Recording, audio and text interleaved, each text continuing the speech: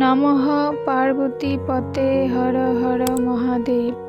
আমি স্বপ্না, আর আমি আজকে বৃহৎ শিব মহাপুরাণের দ্বাদশ অধ্যায়ের কার্তিকের জন্ম, দেবসেনাপতিত্ব এবং তারকাসুর বধের 10 নম্বর, 11 নম্বর এবং 12 নম্বর পাঠ করতে চলেছি। তো সকলে চলে এসো শিবপুরাণের মধুরবাণী শ্রবণ করতে। আজকের শ্লোকটি হলো: ওং প্রিয়তাম দেবসেনানী সম্প্রদয়তু হৃদয়গতম রুদ্রপুত্র নমস্তে হস্ত শক্তিহস্ত নমস্ত তে। শ্লোকটির অনুবাদ আজকে 10 নম্বর পাঠ থেকে পাঠ করব। তো অনুবাদটি হলো: শম্ভুর সমীপে গিয়া করে নিবেদন, হে শম্ভ আপন তেজহ এখন, আমি এক্ষণে তাহা করিব ধারণ, অতএব বিলম্বের নাহি প্রয়োজন। সেই কালে দেবদেব হর মহেশ্বর শ্রীয় তেজ পরিত্যাগ করেন সত্তর। যেমন তৃষ্ণার্ত ব্যক্তি করি জলপান, শান্তি লাভ করে আর জুড়ায় জীবন, সেই মতো পরিত্যক্ত শঙ্করের রেত পান করি অগ্নিদেব হন পরিতৃপ্ত।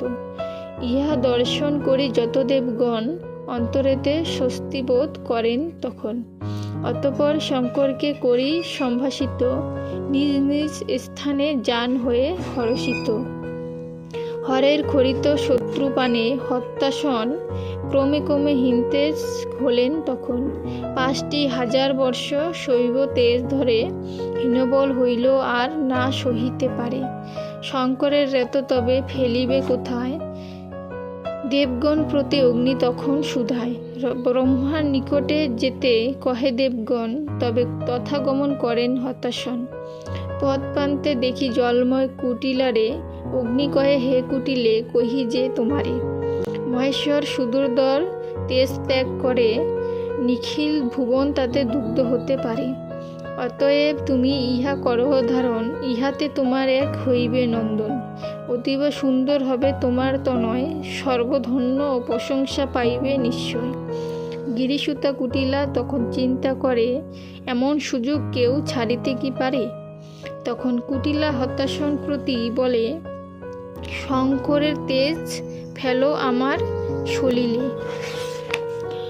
তবে অগ্নি হরতে জলে নিক্ষেপিল, হরষে কুটিলা তাহা ধারণ করিল। কর্ম কামচারী হয়ে পড়ে দেব হতাশন, সর্বত্র আনন্দ চিত্রে করেন ভ্রমণ। পূর্বে অগ্নিদেব 5,000 বৎসর শঙ্করের তেজ ধরেছিল নিরন্তর।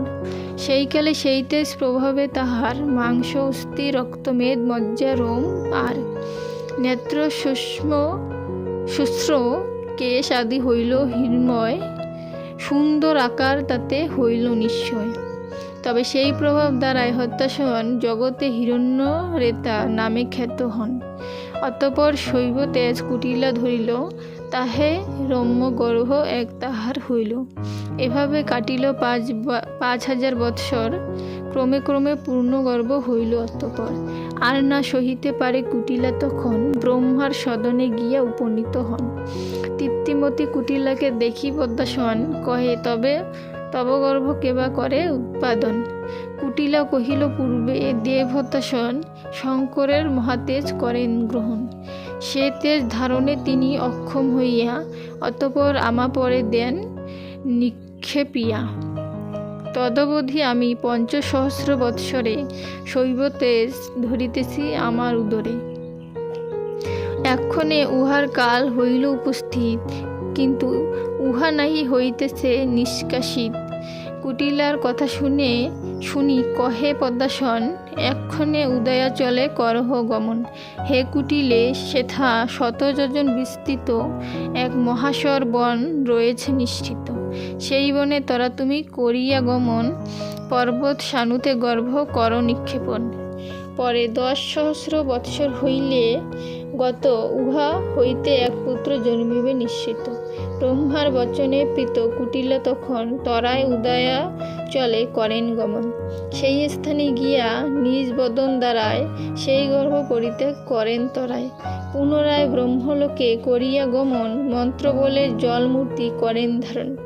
এদিকে উদয়া চলে সেই সর্বনে সরবর্ণে শঙ্করের মহাতেজ পরে যেই স্থানে, সে তেজের প্রভাবেতে বৃক্ষপক্ষীগণ সকলেই স্বর্ণময় হইল তখন।